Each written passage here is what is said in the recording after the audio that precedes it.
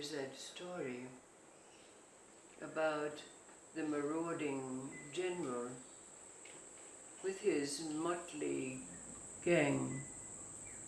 He went raping, pillaging, plundering, burning villages near and far. But it soon became known amongst the people that they could send messages when he was on a rampage.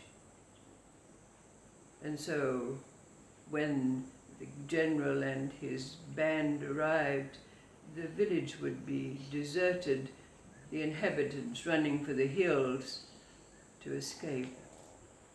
But there was one such occasion when the general and his gang, on one of their rampages, came to a village where the general sent out his scouts to see who was left or if there was anyone in that place. One of his gang came back to say, "Oh yes, there's only an old man sitting in the hut up there," pointing down the road. So the general steadied himself, got his sword at his side ready, and marched down the road to the little hut. And when he entered the hut, there was the old man sitting quietly cross-legged. So the general took out his sword and put it at the throat of the old man and said, "Don't you know that I could run you through without blinking an eye?" The old man looked up at him benignly and said, "And don't you know that I can be run through without blinking an eye?" So we're asking the question, where are we? What is this place where in Taoist terms, esoteric terms, are called heaven and earth? But in our parlance, the place where existence and non-existence meet in us. So there's that old story that again remains unfinished and leaves it for us to complete it with our own experience, our own story.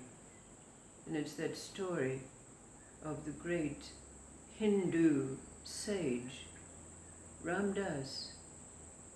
Now Ram Dass, like all Hindus, believed that all of existence took place in the body of Vishnu. And he knew the body of Vishnu in all its forms: astrology, astronomy, mathematics, science. He'd explored all of the modalities that were contained in what was the body of Vishnu. And he taught all his followers that they were essential atoms in Vishnu's form, taking their place, doing what was there for them to do, fulfilling their purpose within existence. But then one day, a very strange thing happened. Ram Dass felt himself slipping, and before he knew it, he was outside Vishnu's mouth, in a void, a vast void.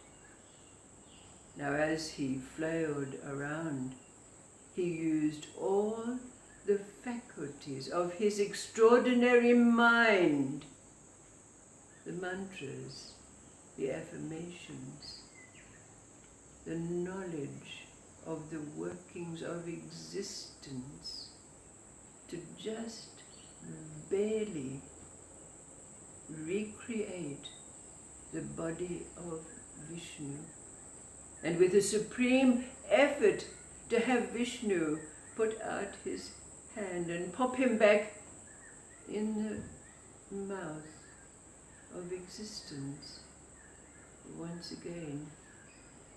But nothing was the same after that, because he could no longer teach that existence and all that occurred within Vishnu was all there was.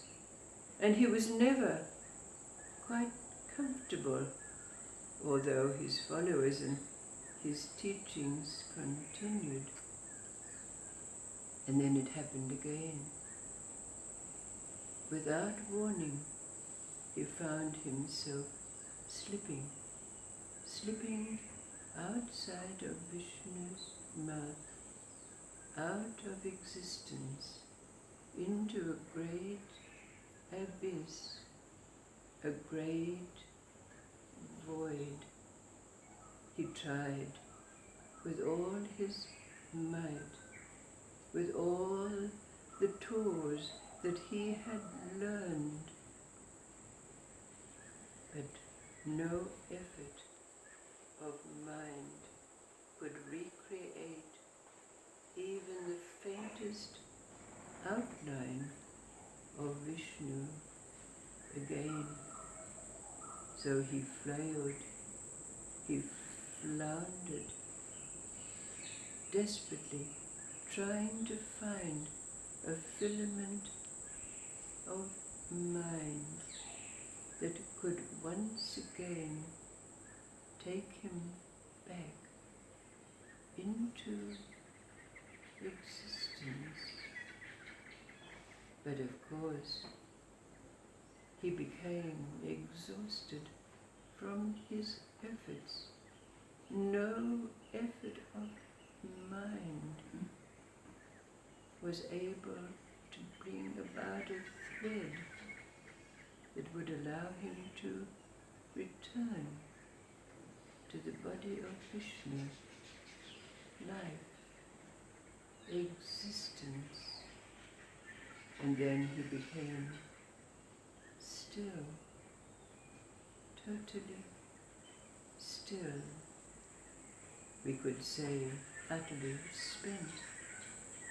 His efforts of mind to no avail. So he came to rest. And therein lies our story, the story that we are living or have lived until the moment, as the story goes, that Ram Das finds himself back in the body of Vishnu, back in existence, but nothing was ever the same again. What is our story? What are we writing, or what have we written? We know what it is to flail desperately with the faculties of our mind. And we too have become exhausted, spent, no threads to recreate, to take us back. Where are you now? Are you still flailing around, looking for a filament, a thread with which to create a life?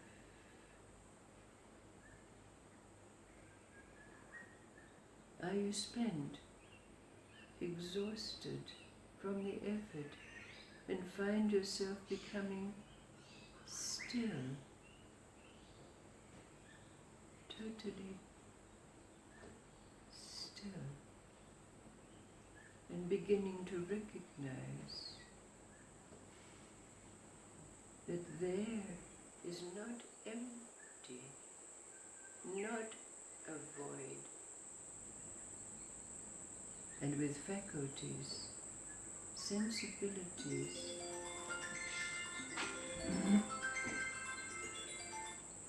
beginning to awaken to the recognition of a life totally different to what it was before.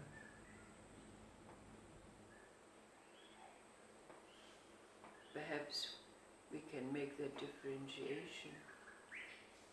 Existence, just existence, in the morass, in the arenas, surviving, struggling. And now, there's no effort.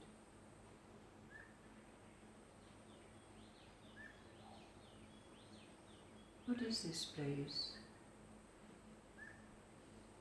Like the old man sitting still, able to say, don't you know that I can be run through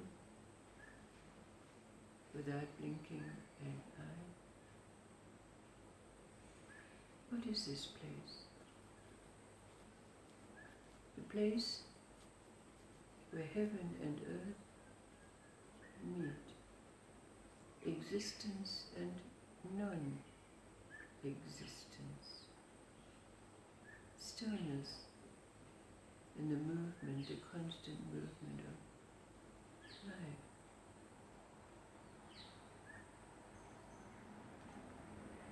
Constancy and inconstancy, effortlessly abiding together. What is this place?